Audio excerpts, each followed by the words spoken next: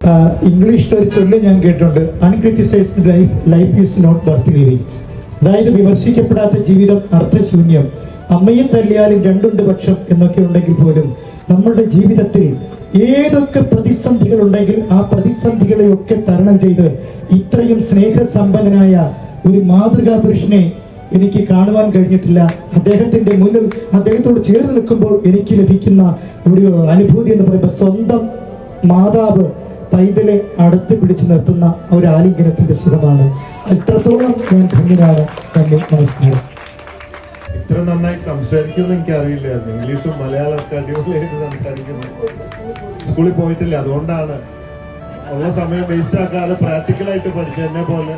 ഞാൻ സ്കൂളിൽ പോയിട്ടുണ്ട്, ക്ലാസ്സിൽ ഇരിക്കാറില്ല എന്ന് മാത്രമേ ഉള്ളൂ. ഞാൻ സുഖാണോ എന്ന് ചോദിച്ചപ്പോൾ ആള് പറഞ്ഞു ആണ്, എനിക്കൊരു കാര്യം പറയാനുണ്ട്, ഒരു ആഗ്രഹം ബോധിപ്പിക്കണം എന്ന് പറഞ്ഞു. എന്താന്ന് ചോദിച്ചപ്പോ ഞാൻ വിചാരിച്ച വല്ല സഹായമായിരിക്കും.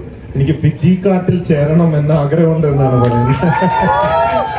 ഇനി നിങ്ങളെ കൊത്തിക്കൊണ്ടുപോടുന്ന ആൾക്കാര് താഴെ ഇറങ്ങാനും മുമ്പ് റാഞ്ചി കൊണ്ടുപോകും, അതിനെ കുറിച്ച് പേടിക്കുക വേണ്ട.